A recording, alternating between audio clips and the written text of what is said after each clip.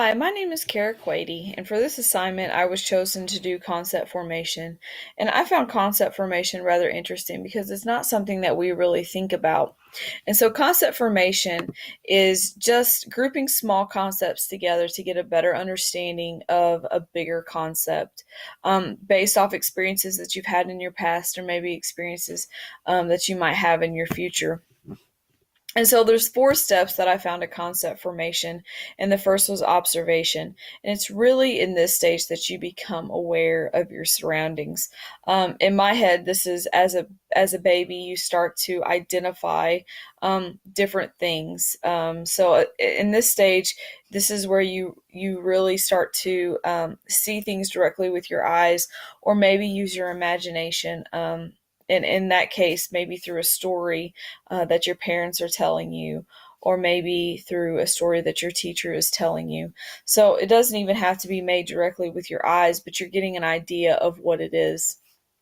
The second step is generalization. And in this step, this is where you've seen something once and now you're seeing it again. And so you kind of start to form a little bit of the concepts, or you start to get an idea of what something really is.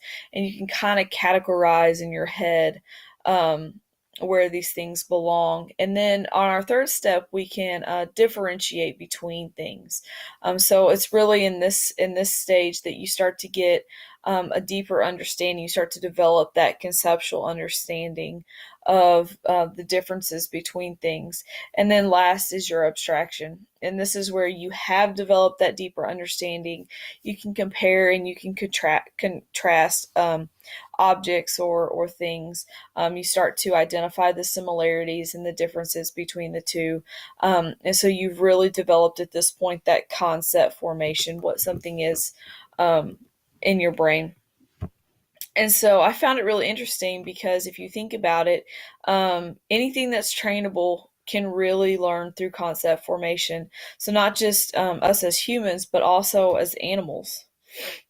Concept formation, we develop our knowledge of concepts. As we develop our knowledge of concepts, our formation grows. And so we begin to place these objects and these situations together to create this one concept in our mind. And concepts are developed through experiences that we've had, through our senses, being able to see things, being able to hear things, maybe smell things.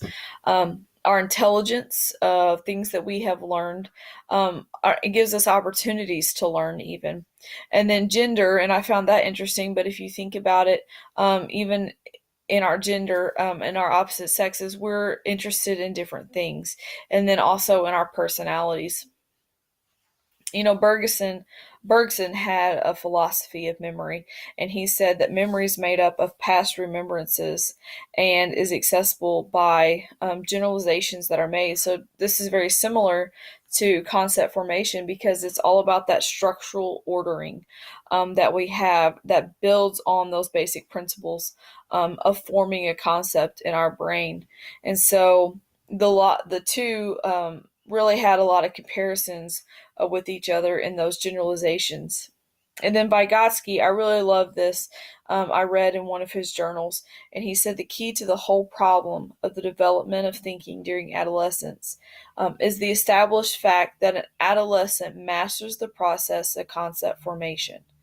And this is all so that they can be developed intellectually as they need to be, and that they can build that deeper understanding in their brains of why something is the way that it is.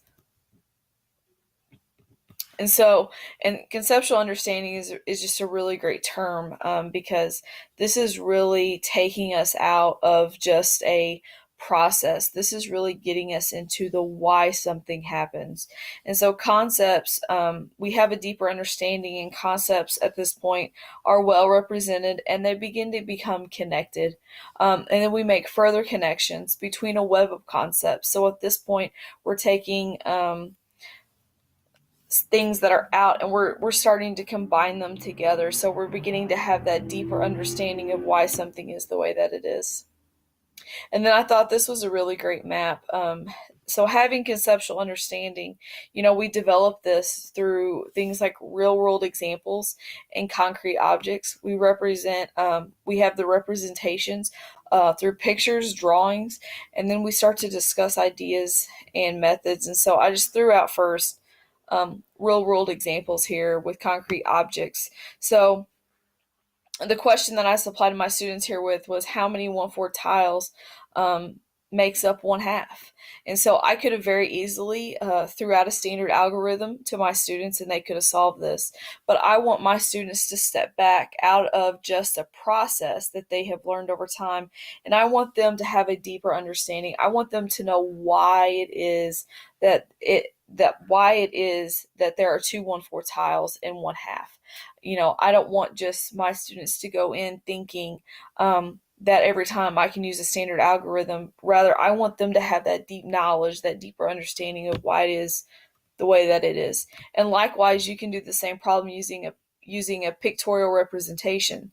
And I encourage my students to use any models that they need to use, manipulatives, if you will, just whatever they need to have that deep understanding of why it is. My favorite is discussions of ideas and methods. And at this point, this is probably the most important to me because it's at this point you build a collaboration among your students.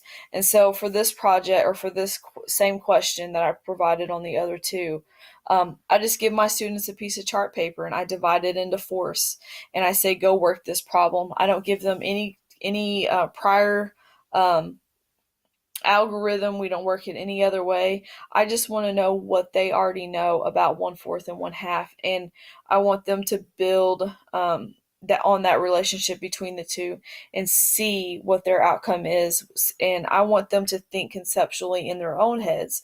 And so after they get done solving, we take a gallery walk around our classroom and we start talking about what ways work and what ways don't work, what ways we like and what ways we don't like. And we start talking about the why. Why is it that there are two 1/4 and 1/2? And so my favorite thing about this is that we're building that conceptual understanding and we are also building collaboration among our students.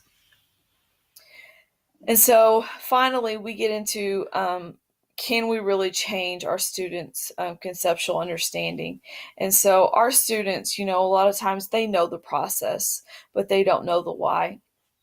And so we really need to get into their neurological thinking, and we need to develop their brains to have the determination and the will to understand something to a deeper knowledge, to a deeper thinking.